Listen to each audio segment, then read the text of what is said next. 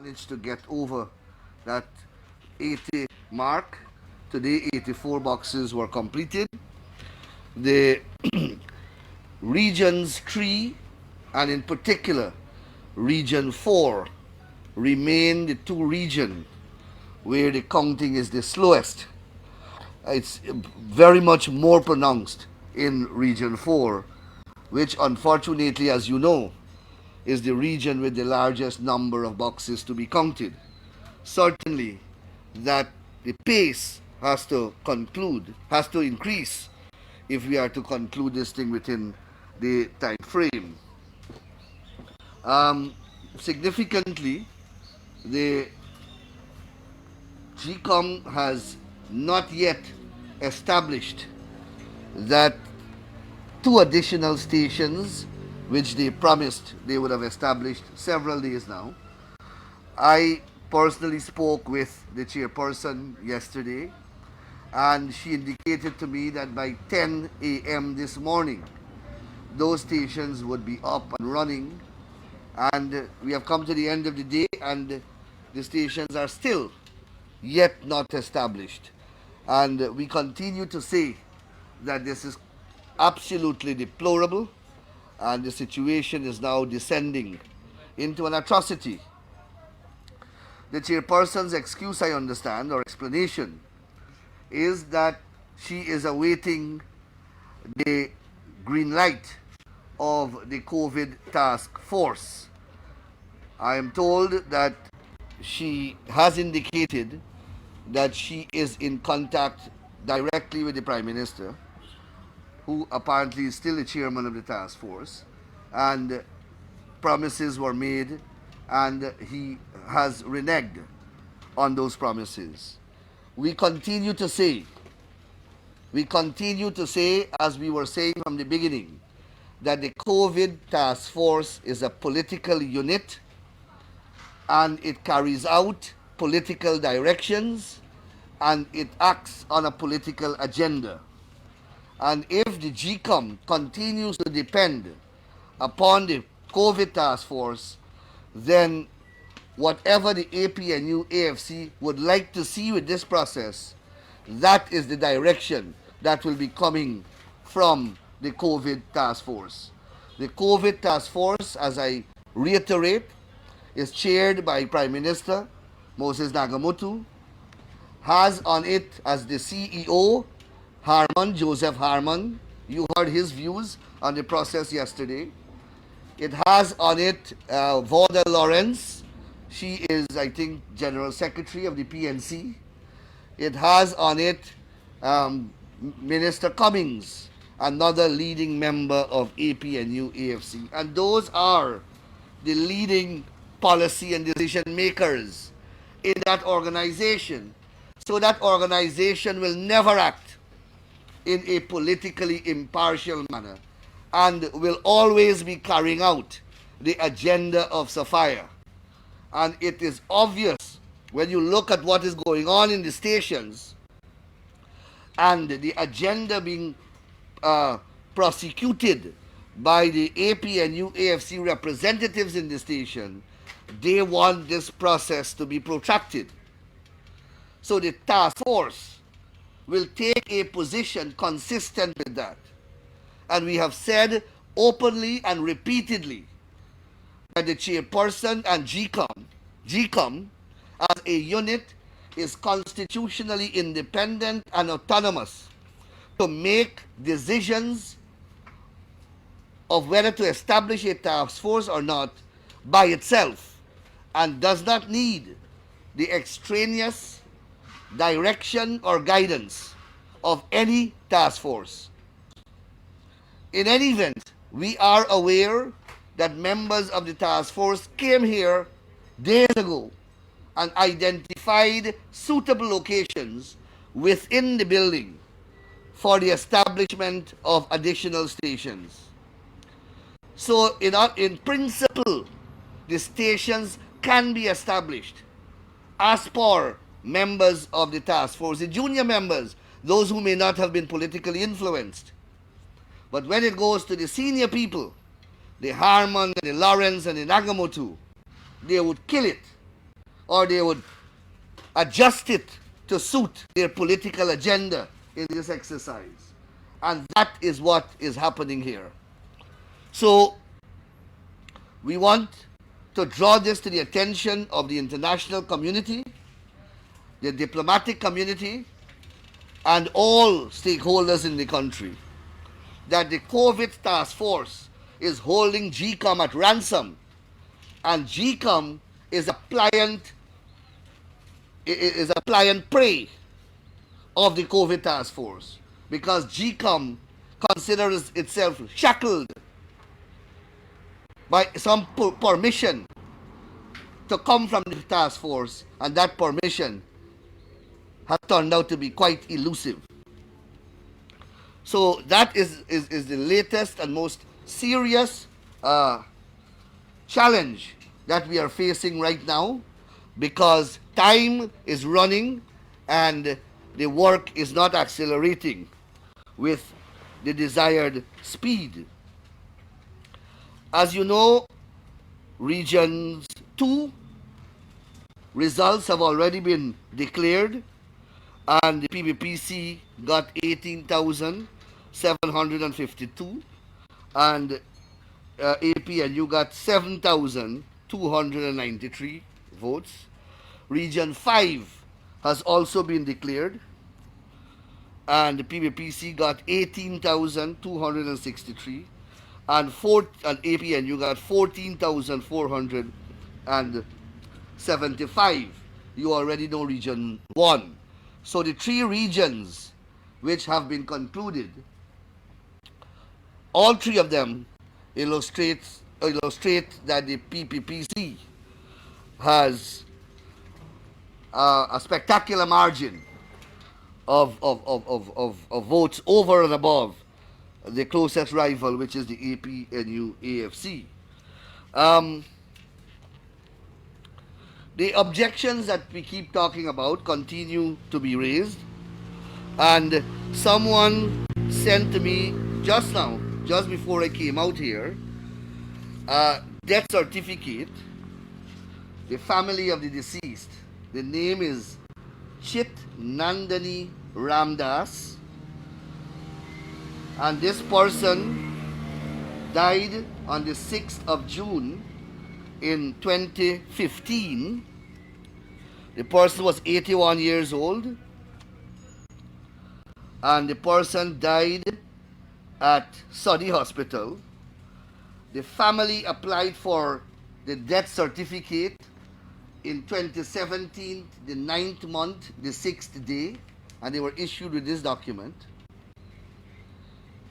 They read in the Chronicle newspaper that an allegation was made here during these recounts that this lady voted. And they saw in the Chronicle newspaper, they give me the date, the 20th of May, they saw a death certificate exhibited as a photograph in the Chronicle newspaper, which purports to be the death certificate of this lady, but this death certificate was issued in 2020, the first month, the 30th day. So the same lady, a death certificate published in the Chronicle that bears a different date. All the particulars are the same, but it was issued in January of this year, the 30th day of January. And the family said they never applied for this document. They never applied for this document. And an objection was taken here during the Region 2 recount to say that this lady voted. And when the name was checked on the list, the objection was that she voted and that she is dead. Then when you check the list of electors, her name was not marked off as an elector that voted. So clearly, it was an unfounded objection, baseless objection. But the important thing is, how did they get this document? The family did not authorize it. The family got their own document. But someone in APNU, AFC, got this document. So that is the question that we have to ask. This is an abuse of state power, of securing people using government apparatus to extract people's personal document without their permission and use it, worse yet, use it for political purposes. Now, we don't know how many thousands of these have been generated for the purpose of this exercise. We don't know how many thousands. As I said, and it was published in the news, this is an offense.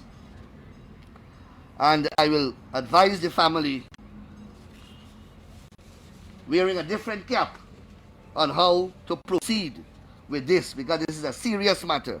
And as I said, I have no doubt that there are hundreds or thousands of these similar skullduggery that have been perpetrated by agents of APNU using the government's facilities and generating these documents to substantiate their baseless political objections that they are raising here.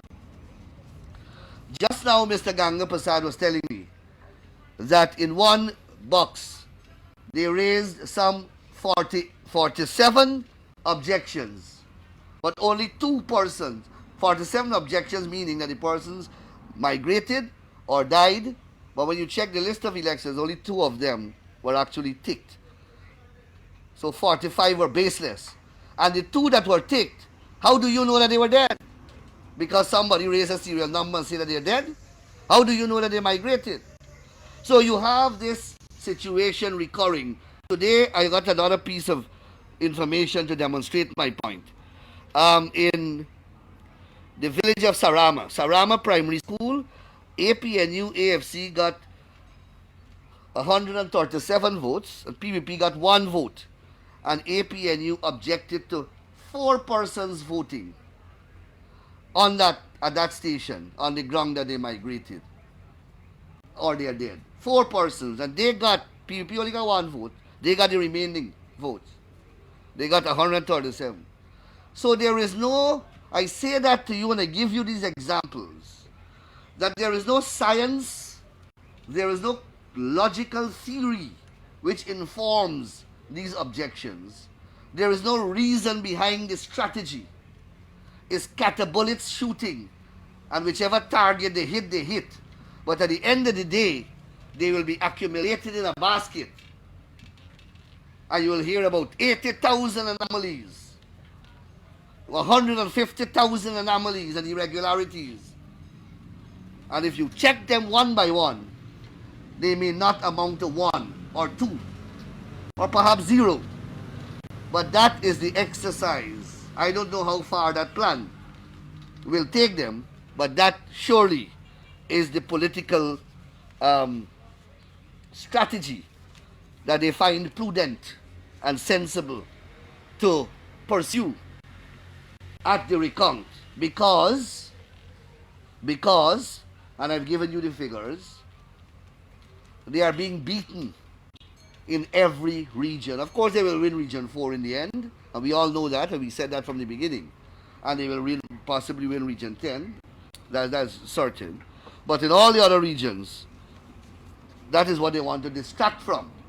So they're raising all these spurious, frivolous, and vexatious objections to the proceedings, and that continues to contribute significantly to the delay. So I will stop there, and I will invite your questions if you have any. Mr. Nandlall, you had a legal opinion to share what you shared on her decision to collect evidence from the coalition. Had you dispatched that letter to her already? I saw in the news, we as a collective, we saw in the newspapers that Mr.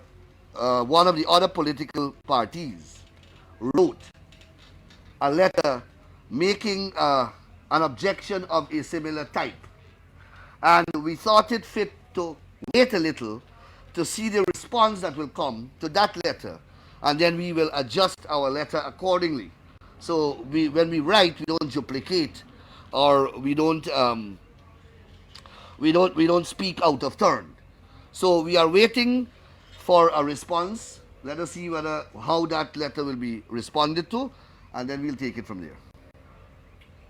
I don't know if you noticed, but the Attorney General responded to the argument that you made in the state newspaper, arguing that the chair is well qualified to collect evidence to probe the allegations that the coalition is making. Have you noted that argument? My attention was drawn to that article today, and my first observation is the Attorney General came here last week, Saturday or Sunday, and spoke on this very issue, this very recounting exercise. I am sure you and the entire country will recall his very alarming remarks. He came here and he said to you for nearly 35 minutes that the exercise ongoing is unlawful, is illegal, and cannot yield any legal results. Remember the Attorney General said that? And that became the headline of many articles. The President, sometime shortly thereafter, came and visited the exercise and consequently and subsequently spoke to the press. And I believe the Amarara Waves asked him about the Attorney General's opinion. And the President was very firm and brutal in not only rejecting the Attorney General's contentions, but reminding you, and by extension the country, that only he speaks for the coalition. But of course, we hear the other noises around.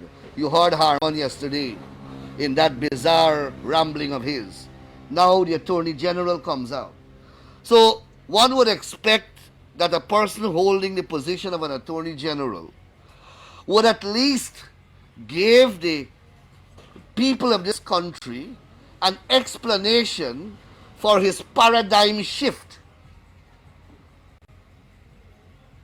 He came here, he said that the entire process is illegal, it's a complete waste of time, and then goes and offers a completely different opinion without explaining at least.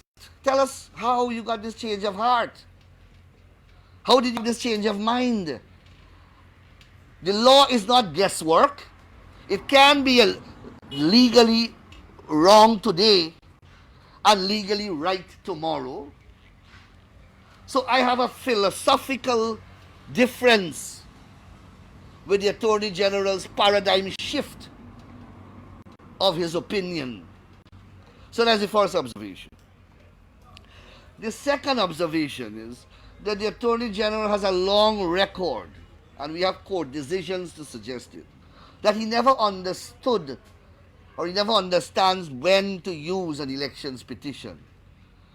Recall when he challenged the no confidence motion, one of the ground upon which they challenged it was that Charan Das's vote was invalid. And we said to them, you cannot come other than by way of a petition. You have to come by way of a petition if you want to challenge Charan Das's vote. And the court, till at the CCJ, upheld our position. When I was challenging the house-to-house registration process, his objection to the court was that I must come by an elections petition. You recall that? That argument again was thrown out. When we went to court to challenge Mingo's declaration, not him, but his party lawyers came and they said, you have to come by a petition. And we were able to show the Chief Justice that no, this is not the type of case where you come by a petition. This is a case where you can come by an ordinary motion. A petition is for something else. And the court accepted our position again. When when uh, Mr.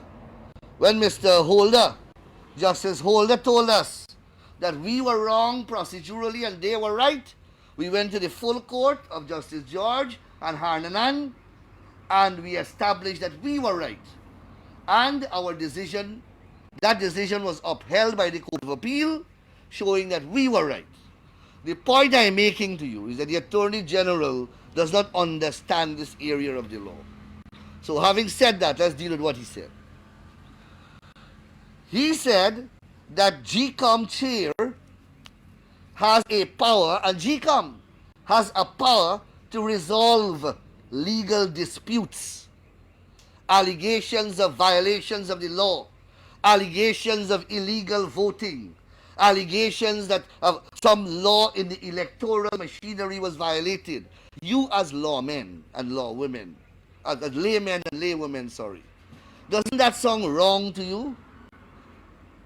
Why have we been going to the court all years and not to GCOM when we have a problem with the law in relation to elections?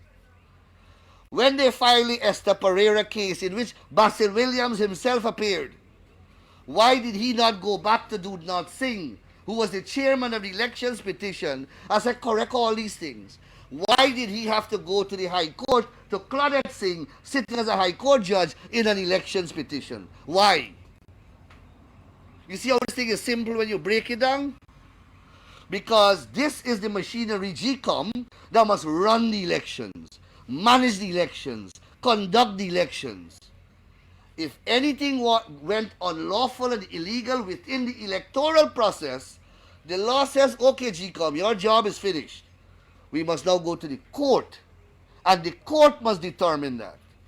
And the Constitution enacted express provisions of what GCOM must do, and if dispute arises in relation to what GCOM does, the court takes over. And the court takes over at a particular time and place in the process. So you cannot convert this, and that is what, when you hear lawyers talk about separation of powers, that is what it means.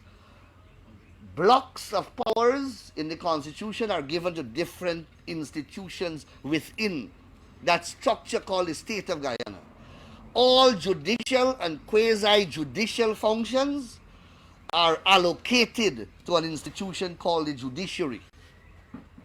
And for the purpose of elections, it is the High Court, exclusively. And the High Court tells you how you must approach the High Court and what rules the High Court will use to determine your election dispute. So, I see Mr. Williams trying to pander to Justice Singh to say how qualified she is and so on. Yes, she's qualified to hear disputes of an election nature when she was, legal disputes, when she was sitting as a High Court judge. So it's not a matter of qualification. Perhaps these niceties are lost upon the gentleman. It's not a question of qualifications of the individual or the tribunal. It's whether the tribunal has the power and authority in law, the jurisdiction it is called, to deal with the type of issues that you want it to deal with. You understand? So that is how a state runs. You don't go to the Public Hospital Corporation if you want lease for state lands. You go to the the Lands and Surveys Commission. Well, that's just a simple but extreme example of what I'm speaking about. Well, the Constitution delineates functions like that right around. And it's a little more complicated when it comes to legal matters. But I just do it that in that simple way so that the people can understand. And I hope that I will, of course, respond to the Attorney General in writing, to his letter. Someone send it to me, and I'll do that. I'll respond to it. But I just thought I'll put it to rest since you asked. It's an argument is absolutely untenable and should be rejected out of hand. Your letter is going to be sent tomorrow to the commission? No, my letter in response to Williams? No, about the No, as I indicated to someone who asked me, URP, I believe, Yeah, I wrote, thought, yes. yeah. So you're gonna wait to So see I'm here waiting to and see how, oh, uh, so, okay. yes, we are waiting to see how, and then we'll fashion and make any adjustments or letter. What exactly are you and the family of the person expected to challenge with this death Well, certificate? I just got the documents and I just spoke with them. So I don't know how far they are prepared to go, but we have lawyers are ready and willing to prosecute and to file charges if the family authorizes us to do so. File charges in relation to what? What is the offense? Just They, break it down. well, there are several offenses. You have a whole series of electoral type offenses where you try to do a corrupt action within an election process. You have those types of offenses. Then you have, I quoted the law here one day, the Freedom of Information Act. That also makes access to these documents without the written permission of the next of kin and notarized permission in writing too, not ordinary permission. A criminal offense with a penalty of 6 months imprisonment. So how can I acquire a death certificate of somebody I know to bolster my claim during claims of objection? Because it's the same process. I don't have to acquire the next of kin permission. I can hear somebody has died or know somebody from a particular village or street has died and use that information to go make a claim during that period. So I'm trying to understand what law exactly has been broken. No, no. If a random person When a claim an object for a, when they claim an objection, oh, during the claim an objection period, all right. So you know that Mary Jane dies or has died, and her name is on the list, and you go and raise an objection. Now, nobody will oppose that if the lady is dead, and sometimes it happens as a matter of course that there is released, the name is removed. But if it comes to proof, GCOM themselves, remember, hearing has to be held.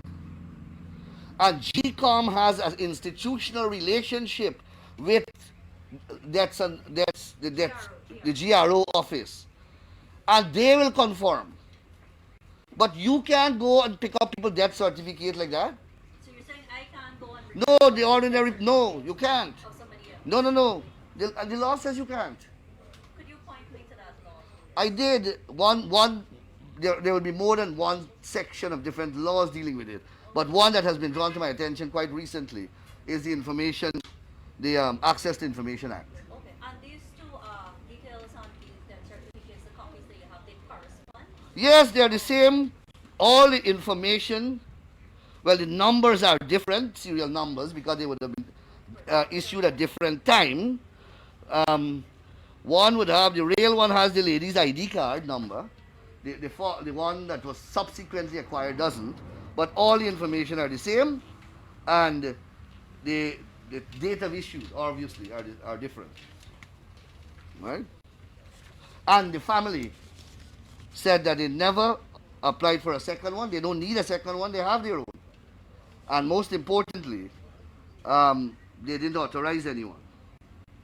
All right? Thank you. So thank you very much.